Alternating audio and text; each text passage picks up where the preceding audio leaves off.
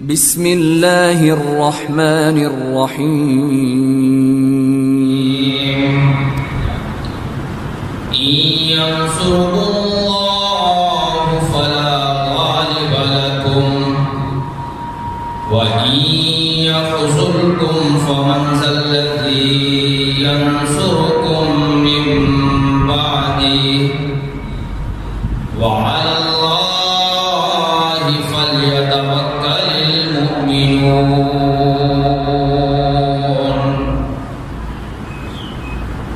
تمام قسم کی تعریفیں، حمد و ثنا، کبریائی و بڑائی، بزرگی، برتری، عظمت، جلالت، شان اور تکبر کے لائق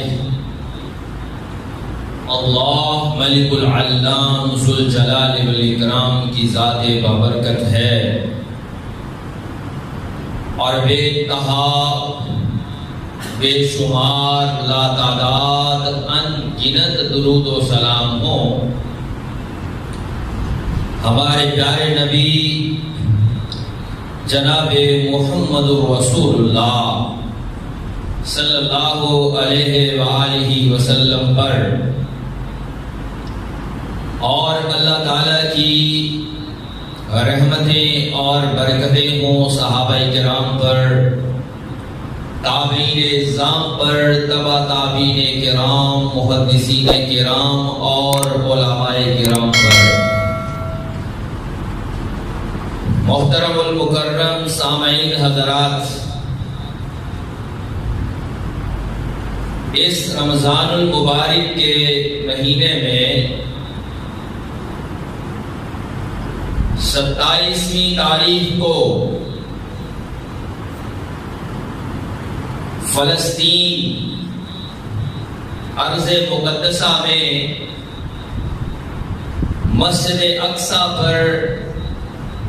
نمازیوں کے اوپر جو نماز ادا کر رہے تھے،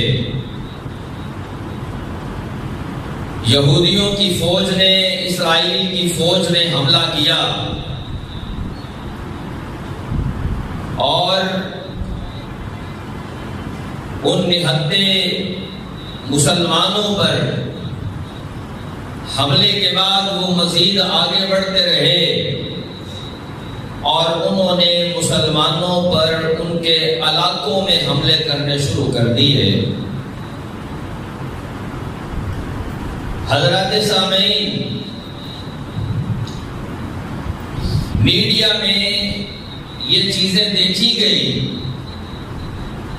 اور لوگوں کے سامنے بھی آئی۔ وہ چھوٹی سی بچی اور اس کی گفتگو سن کے دل لرز جاتا ہے کہ جب وہ پوچھتی ہے کہ یہ ہم سے کیوں نفرت کرتے ہیں، تو بتایا جاتا ہے کہ تم سے نفرت کی صرف ایک ہی وجہ ہے کہ تم مسلمان ہو۔ حضرات، آج ہمیں اپنی نسل کو بتانا ہے کہ یہ مسئلہ کیا ہے۔ یہ آئے روز یہودی فلسطینی مسلمانوں پر حملہ آور کیوں ہوتے ہیں؟ اس کا سدباب کیا ہے؟ ہم ان کے مظالم سے کیسے نجات حاصل کر سکتے ہیں؟ اور اس جگہ کی تاریخی حیثیت کیا ہے؟ آج کے خطبہ جمعہ کا یہی موضوع ہے۔ جو آیت میں نے آپ کے سامنے پڑھی ہے، سورہ آل عمران کی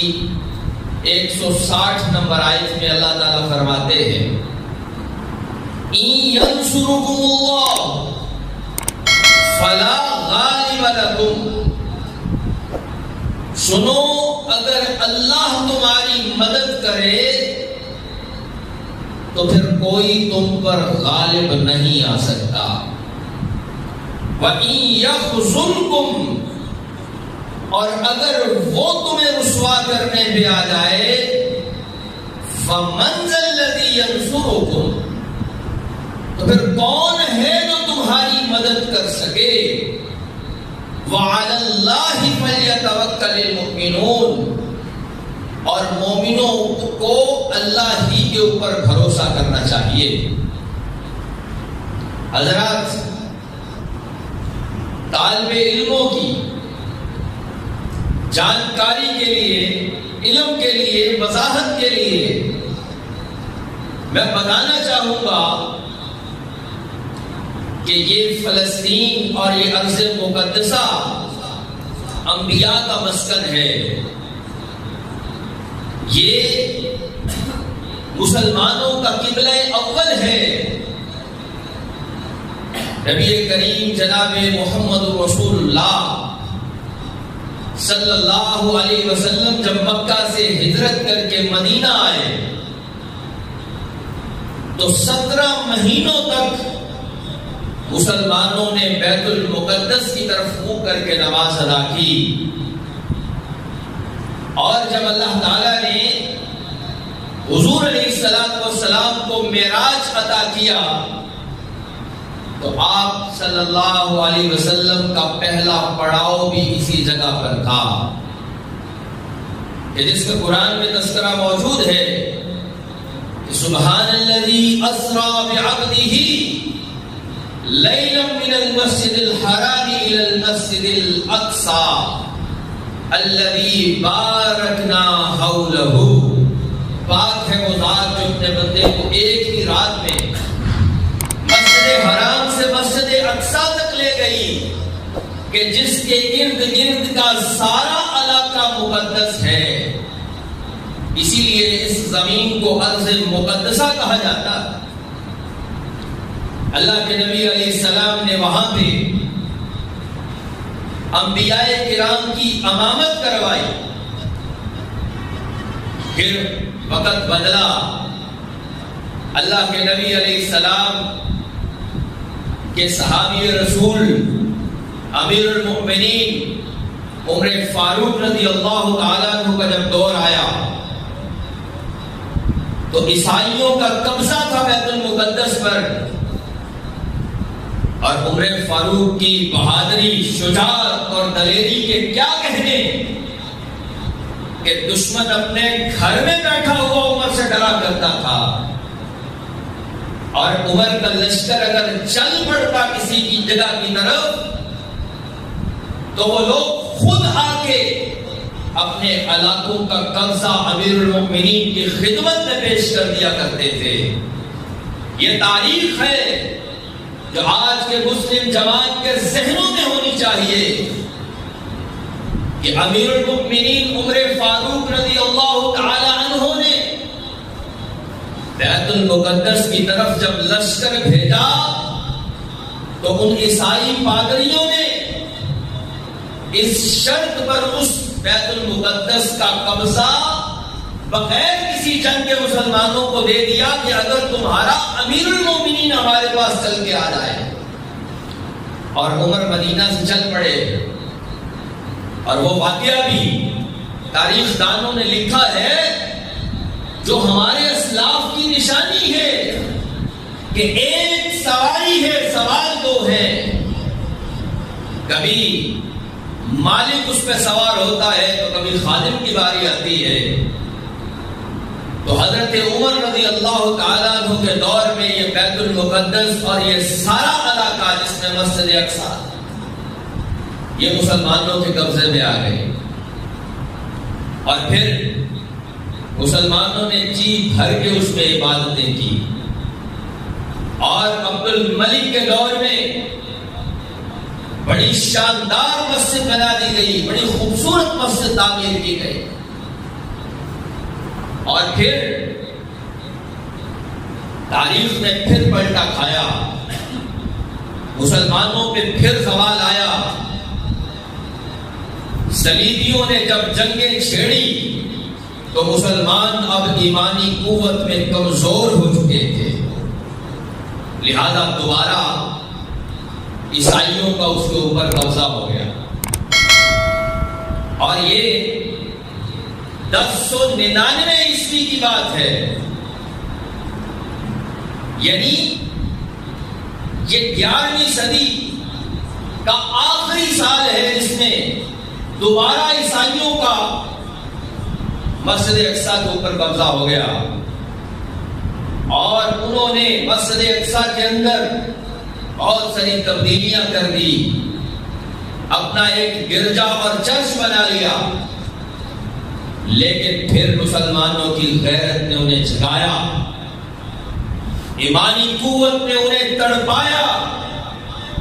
اور پھر انہوں نے میدان جہاد کی راہ لی، اور صرف 88 سال کے بعد 1187 عیسوی میں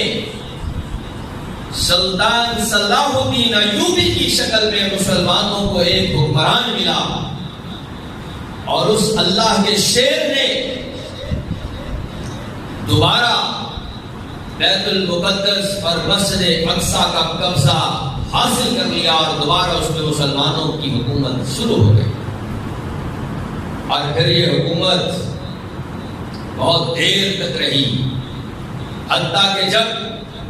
پہلی جنگ عظیم ہوئی کہ جس میں سارا یورپ شامل تھا، اور اس کے نتیجے میں جب خلافت عثمانیہ بھی ختم ہوتی ہے اور مسلمانوں کے ملک ٹکڑیوں کی شکل میں بڑھ جاتے ہیں، حضرات یہاں سوچنے کی بات ہے کہ ہمارے دشمن نے ہمیں تقسیم کر کے مارا ہے، جب تک ہم بیٹھے تھے اتحاد کی شکل میں تھے تو دشمن کو یہ جرأت نہیں ہوتی تھی کہ مسلمانوں کے ملکوں کی طرف دیکھ بھی۔ اس کے بعد دوبارہ عیسائیوں نے، انگریزوں نے یہودیوں کو وہاں آباد کرنا شروع کر دیا، وہی جو جرمنی سے نکالے گئے یہودی تھے اسے اس ارض مقدسہ کے اندر جمع کیا گیا، اور 1948 کو باقاعدہ طور پر ان یہودیوں نے اس قبضے کی جگہ کو ایک ملک کا نام دے دیا جسے آج دنیا اسرائیل کے نام سے جانتی ہے، لیکن پاکستان اور پاکستانی مسلمانوں نے قائد اعظم محمد علی جناح رحمہ اللہ سے لے کے آج تک اس غاصب ملک کو تسلیم نہیں کیا، اور بلکہ ہمارے قائد اعظم محمد علی جناح رحمہ اللہ نے تو یہاں تک کہا تھا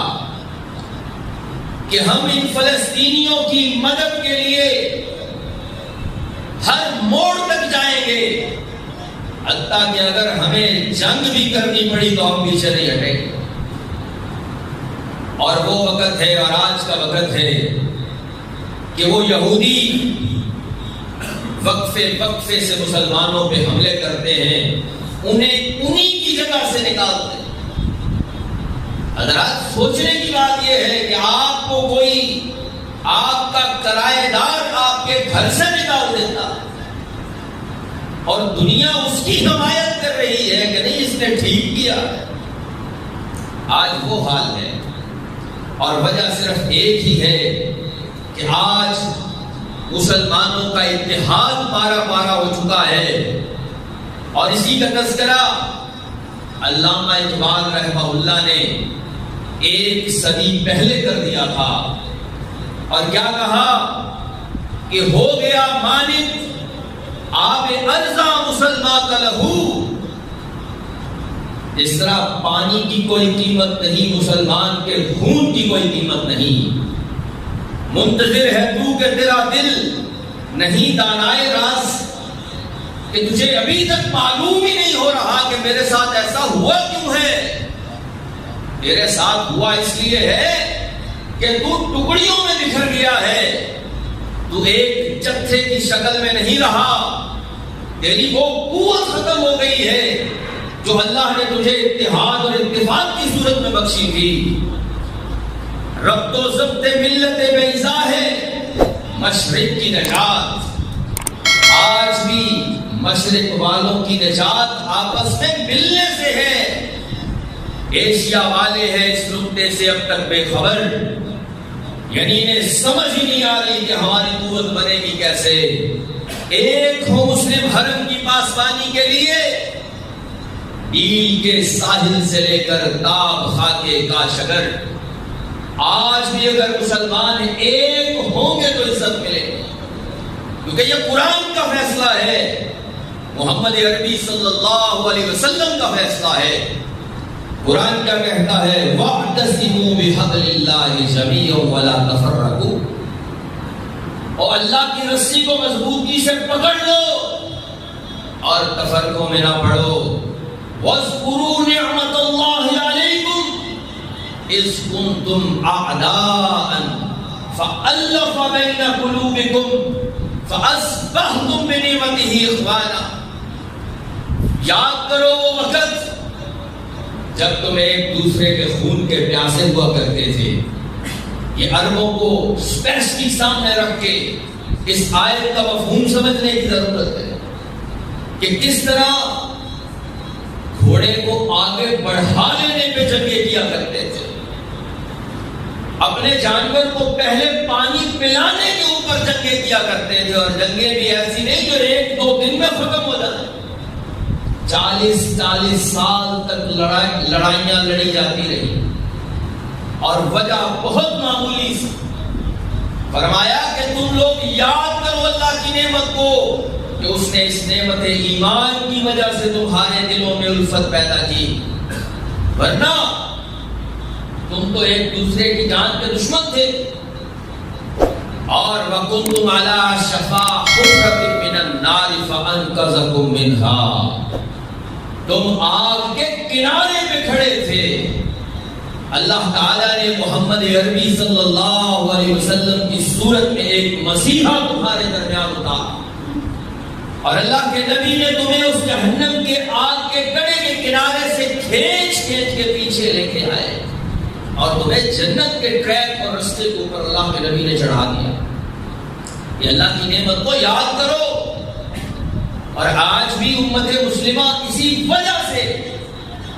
اس مصیبت کا شکار ہے، ورنہ حضرات 1 کروڑ یہودی ہوں اور مقابلے میں 1 ارب 70 کروڑ مسلمان ہوں، پھر بھی ہمارے بھائیوں پہ ظلم و ستم ہو، اور پھر بھی ہماری وہ معصوم بچیاں ان 1 ارب سے زیادہ مسلمانوں سے سوال کریں کہ لوگوں میرا قصور کیا ہے؟ آج یہ میرا گھر ملبے کا ڈھیر بنا دیا گیا کہ جس کے نیچے میرے ماں باپ دفن ہیں، اور معجزاتی طور پر میں بچ جانے والی تم سے پوچھتی ہوں میرا قصور کیا ہے، تو بتانے والا اسے بتاتا ہے کہ اے معصومہ تیرا قصور صرف ہے اتنا سا کہ تو محمد عربی صلی اللہ علیہ وسلم کے دین پہ کھڑی ہے. اس دین پہ کھڑے ہونے کی یہ آزمائش ہے. حضرات وہ فلسطینی آج بھی کسی سلطان صلاح الدین ایوبی کے منتظر ہے، لیکن ہمارے مسلمان فقط مذمتی قرار دادوں پہ کھڑے ہیں. صرف مذمت کرنا کافی ہے کیا؟ اللہ کے نبی علیہ السلام نے آج سے 1450 سال پہلے بتا دیا تھا کہ اے میرے صحابہ، تم پہ ایک وقت ایسا بھی آنے والا ہے کہ جب سارے کفار تم پہ حملہ کرنے کے لیے ایسے آگے بڑھیں گے، دوڑیں گے، ایک دوسرے کو بلائیں گے جیسے بھوکا دسترخوان کی طرف دوڑتا ہے. صحابی رسول نے پوچھا اللہ کے نبی وَنَحْنُ يَوْمَئِذٍ قَلِيلٌ، کیا اس دن تھوڑے ہوں گے، تعداد کم ہوگی؟ فرمایا نہیں، تعداد تو تمہاری بہت زیادہ ہوگی، لیکن تمہارے اندر ایک بیماری پیدا ہو جائے گی، فہم کی بیماری. صحابی نے پوچھا اللہ کے نبی وَمَا الْوَهْنُ، یہ وہن کیا ہے؟ تو اللہ کے نبی نے بتایا کہ حب الدنیا وکراہیت الموت، بیماری یہ ہے کہ تمہیں دنیا سے محبت ہو جائے گی اور موت سے نفرت ہو جائے گی، موت تمہیں ناپسند لگے گی، مرنے سے خوف آئے گا، زندگی پیاری لگے گی، تم یہ چاہو گے جس طرح سے ان یہودیوں اور ان بنی اسرائیل کے لوگوں نے یہ چاہا تھا۔ قرآن کہتا ہے کہ ان میں سے ہر کوئی یہ چاہتا ہے لو یعمر الف سنہ، کہ 1000 سال کی کاش ہماری زندگی ہوتی۔ یہ محلات میں رہنے والے مسلمان بھی تو آج یہی چاہتے ہیں کہ کسی طرح سے عمر بڑھ جائے، کیونکہ اس دنیا میں جتنا کمایا ہے اس کو انجوائے تو کر لیں، اس سے صحیح طور پہ فائدہ تو حاصل کر لیں۔ اسی وجہ سے آج کا مسلمان صرف مذمتی قرارداد پہ کھڑا ہے، لیکن اللہ کے نبی علیہ السلام نے یہ بھی فرمایا تھا کہ میری امت میں 2 گروہ ایسے ہوں گے جنہیں اللہ تعالی جہنم کی آگ سے بچا لے گا، اور ایک گروہ میں سے وہ ہے جو غزوہ ہند کرے گا، اور دوسرا گروہ آپ علیہ السلام نے فرمایا کہ وہ ہے کہ جو حضرت عیسیٰ علیہ السلام جب اللہ ان کو دوبارہ زمین پہ اتارے گا تو ان کے ساتھ مل کر کافروں کے خلاف جہاد کریں گے۔ تو یہ 2 گروہ حضور علیہ السلام نے فرمایا کہ ایسے ہیں کہ جنہیں اللہ تعالیٰ جہنم کی آگ سے بچائے گا۔ اور اسی کو سامنے رکھتے ہوئے اقبال رحمہ اللہ نے کہا تھا کہ دنیا کو ہے مارکا روح و بدن پیش، تہذیب نے پھر اپنے درندوں کو ابھارا، کہ ایک مارکا ابھی باقی ہے، اس مارکے سے پہلے قیامت نہیں آنے والی۔ اللہ کو پابندی ہے مومن پہ بھروسہ، ابلیس کو یورپ کی مشینوں کا سہارا۔ آج بھی بڑے تھنک ٹینک اور بڑی بڑی عقلوں کے مالک اور اپنے آپ کو بڑے بڑے اسکالر کہنے والے یورپ کی ترقیوں کا تذکرہ کرتے ہوئے دب جاتے ہیں، ڈر جاتے ہیں، خوف زدہ ہو جاتے ہیں کہ ان کے پاس تو ایٹمی طاقت بھی ہے، ان کے پاس تو وار ہیڈ بھی ہے، ٹینکوں کی بھرمار ہے، جدید اسلحہ ہے، معاشی طور پہ مضبوط ہے، لیکن اللہ تعالیٰ اس مومن کے اوپر، اس کی پامردی کے اوپر، اس کی استقامت کے اوپر یہ فیصلہ کرتا ہے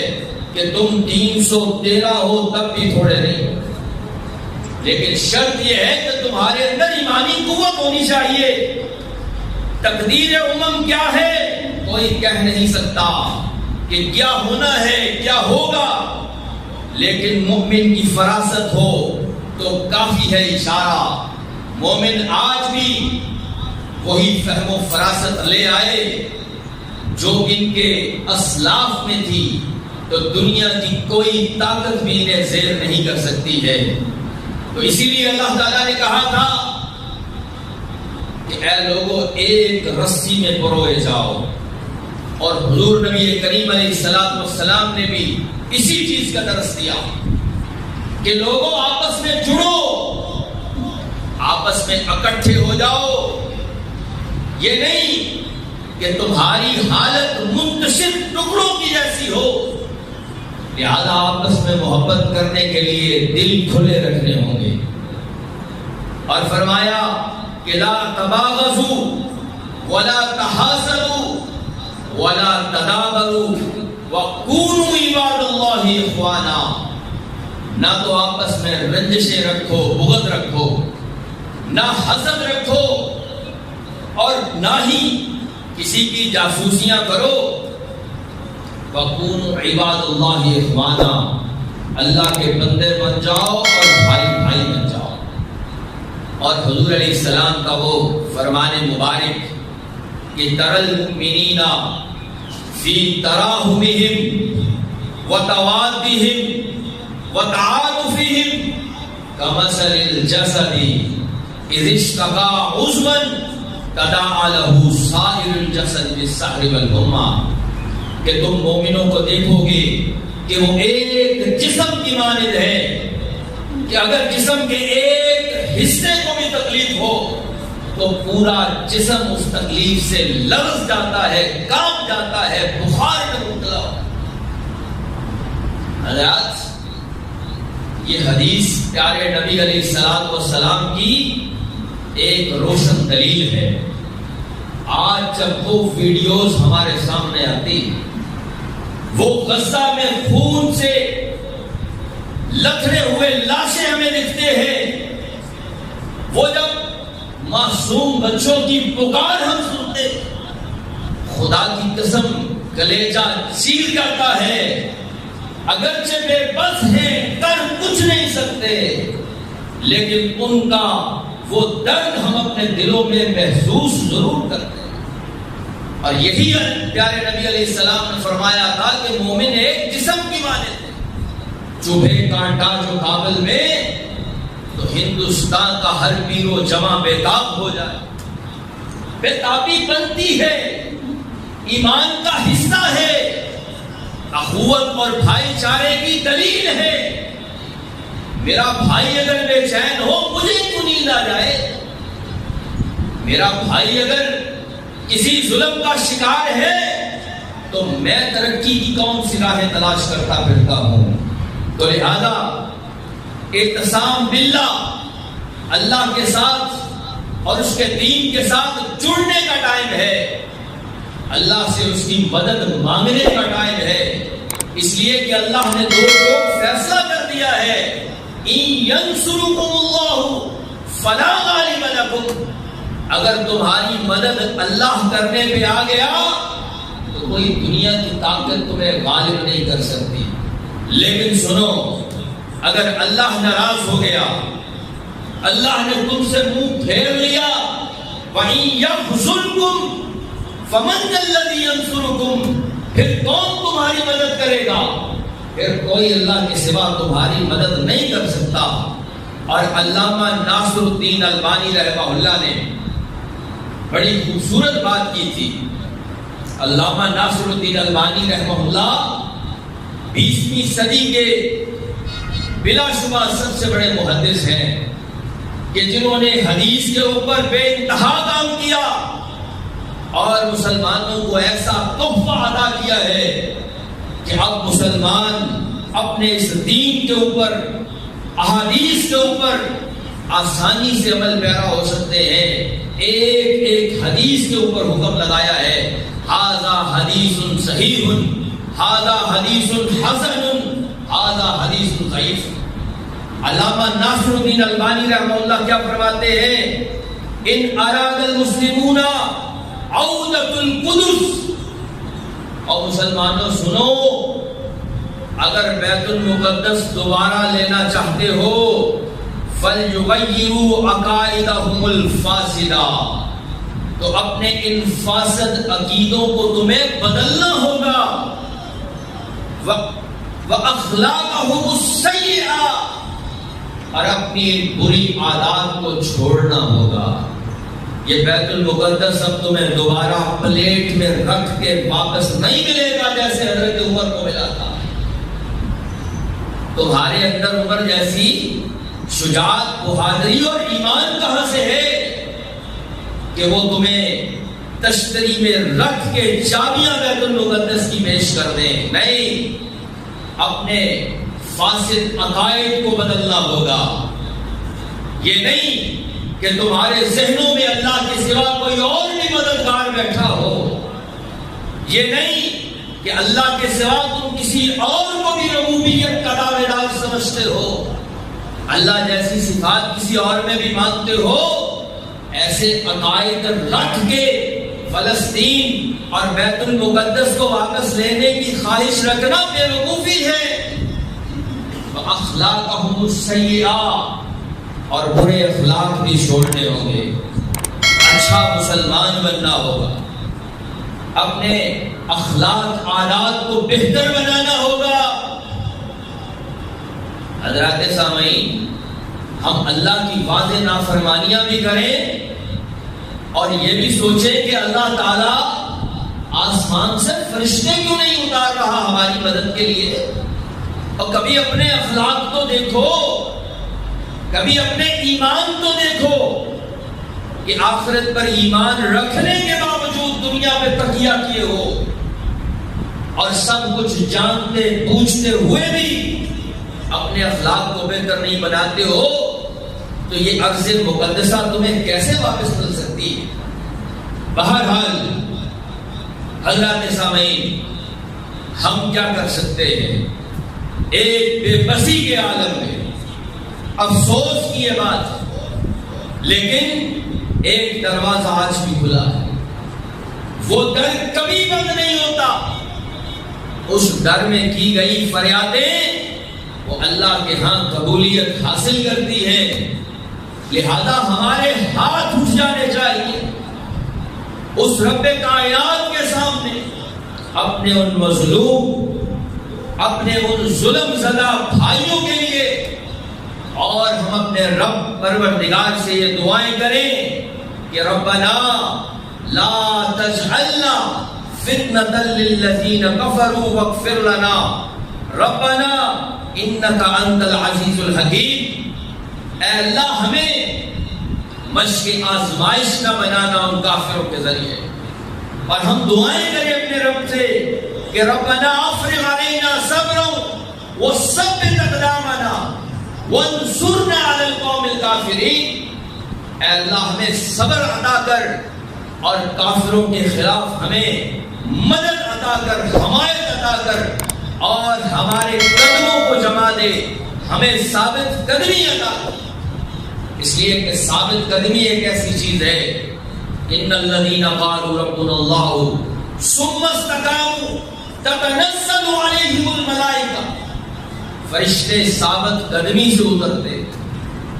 فرشتے دل میں شک ہو، ایمان کی کمزوری ہو، برے اعمال ہو، پھر اللہ نصرت اور مدد کے لیے فرشتے نہیں اتارتا۔ لہذا ثابت قدمی اللہ سے مانگی جائے اور یہ دعا مانگی جائے کہ ربنا اخرجنا من هذه القرية الظالم اهلها واجعل لنا من لدنك وليا واجعل لنا من لدنك نصيرا۔ وہ ہمارے فلسطینی بھائی بھی یہ دعا مانگے، وہ ہمارے کشمیری مسلمان بھی یہ دعا مانگے، جہاں ظلم و ستم ہے وہ یہ دعا مانگے، اللہ سے مدد طلب کرے کہ اے اللہ کوئی مدد کرنے والا بھیج دے، کوئی مددگار بھیج دے۔ اور پھر ہمارے مسلمان حکمرانوں کو ایک اچھا کردار ادا کرنے کی ضرورت ہے، کیونکہ اصل جو ہمارا مقدمہ دنیا میں لڑنا ہے وہ ان مسلمان حکمرانوں نے لڑنا۔ یہ اگر مسلمان حکمران ہی آپس میں اتحاد کر لیں، اگر یہ اکٹھے ہو جائیں، تو حضرات سامعین، اس ایک اتحاد کی وجہ سے میں سمجھتا ہوں اللہ کی ایسی برکت آئے گی، صرف فلسطین ہی نہیں، پوری دنیا میں جہاں پہ مسلمانوں پہ ظلم و ستم ہو رہا ہے فوراً رک سکتا ہے۔ لیکن یہ مسلم حکمران کہ جن کے اوپر ہم بھروسہ کیے بیٹھے، اقبال ان کے بارے میں کیا کہتے ہیں کہ وہ فریب خوردہ شاہی جو پلا ہو کر گزوں میں، اسے کیا خبر کہ کیا ہے رہے رسم و شہبازی۔ کہ یہ حکمران کہ جن کا خمیر ہی مادہ پرستی سے گوندا گیا ہے، جنہیں اپنی حکومت اور اقتدار کے علاوہ دنیا میں کوئی چیز نظر ہی نہیں آتی ہے، انہیں کیا پتا ہے رہے رسم و شہبازی کسے کہتے ہیں، اور یہ تو کرگزوں کے ساتھ پلے ہیں۔ یہ کون سے شاہین ہیں جنہیں تم شاہین سمجھتے ہو؟ اقوام متحدہ میں کی گئی تقریریں ہمارے مسلمان سمجھ رہے تھے اب تو کشمیر کا مقدمہ لے کے آیا ہے ہمارا حکمران، اب تو ہم سرخرو ہو گئے ہیں، اب تو دنیا کی کوئی طاقت ہماری طرف میلی آنکھ سے دیکھے گی نہیں۔ اور ہماری فوجوں کا جو اتحاد عربوں کے ہاں بنا تھا، اس نے وقتی طور پہ دل کو بڑا خوش کیا کہ یہ سینے پہ میڈل سجائے ہوئے لوگ آج اکٹھے ہو گئے ہیں۔ لیکن نہیں حضرات، اقبال سچا تھا اور ہماری وہ اعتماد اور اس اعتماد کا وہ جو خیال تھا وہ جھوٹا تھا۔ اس لیے اللہ سے دعا کریں کہ اللہ تبارک و تعالی ہمارے لیے سلطان صلاح الدین ایوبی جیسا، محمد بن قاسم جیسا دوبارہ حکمران بھیجے کہ جو اس مرتی ہوئی امت مسلمہ کے اندر جان پیدا کر دے اور اسے یکجا کر دے، اکٹھا کر دے۔ اللہ تبارک و تعالی اپنی خاص رحمت اور مدد آج مسلمانوں پہ نازل فرمائے۔ وآخر دعوانا ان الحمد للہ رب العالمین۔